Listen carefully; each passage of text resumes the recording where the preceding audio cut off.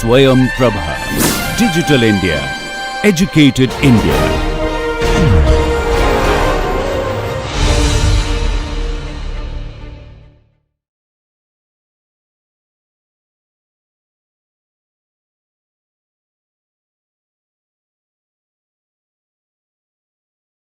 Okay, welcome all. This experiment will explains the fabrication of a silver chloride electrode that you have studied on the day first by Lakshman sir, and then I will explain you the application of it that we are using in our lab along with sir. You want to yes. Along with sir, I am working on this AGS formation and sensing for the application. So what this full experiment will involve? First, we will show you how we fabricate AGAGCL electrode. Then let us the explanation of AGAGCL in practical life, where it is being used, and then I will take you to the another experiment, that is bronze or copper sensor work. So how AGAGCL is a reference electrode that is being used, that we have studied in our lecture. But how the AGAGCL formation happens, whether that is electrodeposition or not. So let's just start. We all know standard hydrogen electrode, standard calomel electrode. Then comes the AgAgCl. It's the secondary electrodes where AgAgCl, and it will be in a chloride containing environment, where the Ag will give you Ag plus an electron. That will give you a stand in the chloride containing environment to give you a constant potential that you use for your electrochemical purpose. But how the AgAgCl forms? For formation of AgAgCl, you require nothing. A chloride containing environment, a silver wire, and a 9-volt battery. Instead of 9-volt battery, we are using a power supply from where we will take the potential. You can do the AgAgCl formation, but people will say it's an electrodeposition. No, it's not electrodeposition. It's a compound formation. Over the Ag wire, you just do the AgCl formation. Now, when I am saying that, after this start, what will happen? What were the reactions involved while the AgAgCl formation? Anyone would like to speak? Reactions in the AgAgCl formation? It's just a simple reaction because, and yeah, while the AgCl formation is happening, silver wire should be cathode or anode. It is cathode. When it is cathode, the electron is going from there. Ag will convert to Ag plus. There will be an electron. Then what will happen? You are already inside a chloride containing environment, that is HCl. It will give the Cl minus. Ag will form the AgCl compound over the silver wire, and hydrogen will evolve over the platinum. So in this full setup, this two electrode electrochemical setup, there is a silver wire that is cathode, there is a platinum that is anode, and it's in a 0.1 molar HCl solution. You plug this, you put silver as cathode, platinum as anode, and you will give the power supply from here. So what I will do, I will just apply the power supply. The potential you can do either galvanostatic way or potentiostatic way. I am using a galvanostatic way. The full deposition over the time you can use, people are using from 1 to 30 minutes. For us, 1 minute is more than sufficient to do our application. Now, I will start the setup and plug it for 1 minute. So I will hope you can see hydrogen evolving over the platinum wire. There is a bubbles coming up for the platinum wire, and you will see there is a formation of AgCl compound. How AgCl if the compound formation had color of a black, then it is either your silver oxide or sulfur sulfide. It is not AgCl. So AgCl, when you want to see, it will be white or gray in color. We are just applying a 10 milliamperes of current. We are using the galvanostatic way. The compound that will form will be white in color, white or gray in color. Once it is happened, what you have to do, you have to put in a chloride containing environment, because it's a reference electrode. It should be inside itself a chloride containing environment to give you the potential that is required. So in a 3 molar KCl, we will plug it, and then we will calibrate it with respect to reference electrode or with a standard calomel electrode. Yeah, it should end now. So it should be white in color. It should be white and gray in color. And after this white and gray color formation has happened, you'll just put it inside a 3 molar KCl, and you will calibrate it. The calibration will happen with respect to a standard calomel electrode. So you will put both in a same electrolyte.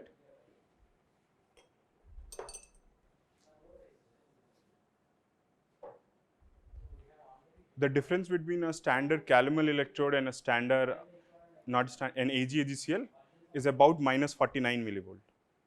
Once you are achieving the near minus 49 volt, even if you have a 30 or to 49, it's a good to go ahead with the reference electrode. So right now we are achieving minus 45.6 millivolt, we can use it. Now, you have to calibrate it for 2-3 minutes, you will leave it. If it is stable at that potential, we can use this. Now, if it's stable at this point, we can just plug it out. Now, after you have achieved your AgAgCl formation, what we need to do, we can take it to certain applications. So what are those applications? Sir already taught you about ECG. What values you get in ECG? That's the potential changing over the time. That formation, while what they do in ECG, they will just put a paste and plug the ECG electrodes. What is inside the ECG electrodes? It's a silver chloride and nothing else. And it will show you how your potential is changing over the time. Now, even while the people are doing the brain mapping or EEG, what they will do, they will plug 3 electrodes and they will show you how the variation is happening over the electrode potential. Now, that also involves that will be a solid state sensor. There will be AgCl, that will be, you don't require electrolyte over it. So what application that we are taking here is we are developing a copper sensor for a statute. So you can, first I will tell you this. We are just integrating a sensor over the bronze plate, and we are just checking how the potential of this bronze plate while we do in an accelerated environment, how it changes. Okay.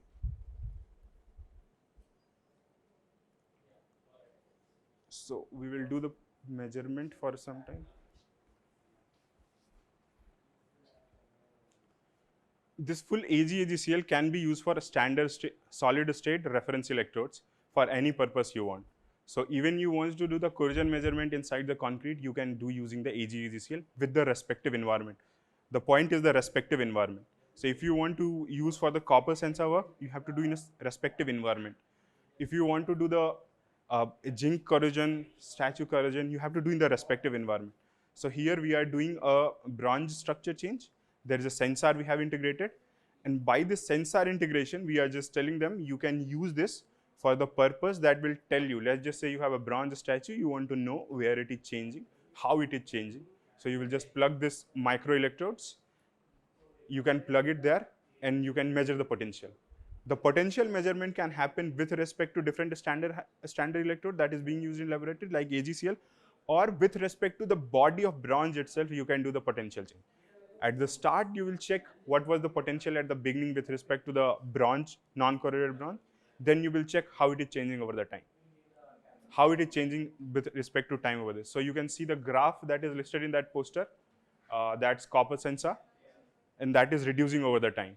What me and Raja Ram sir went ahead with the experiment was how things are evolving when I change the concentration of the ion over the decades fold. Let's just say right now there is a copper 1 micromolar.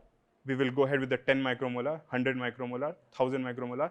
We will go like this, and we want to see how things are evolving over the time. And we wanted to show that after the decrease that you are seeing there is actually stating the saturation of my sensor. So it shows that 1 micromolar sensor is there, 1 millimolar is also there. We can actually, this electrode can sense that. So over the electrode that is being connected right now, and the potential that is how changing, you can even see the potential is constantly decreasing. So if you keep with this solid state reference electrode inside the cell and do the corrosion monitoring or corrosion environment, it is showing the decrease with the constant. Because when you do accelerated study, the corrosion, you get a highly corroding system. So it will show you how. The initial experiment that we did, we started with the TOET, when we have just put the sensor in the NaCl. Last experiment that did, it was 200 millivolt. Now it's at 125.1 millivolt, and it's constantly decreasing. So it is showing that over the period when you keep going on, when you keep the study going on, it will show you how the decrease is happening over the time. And at a certain potential, when this sensor will get saturated, it will show you a constant potential for that.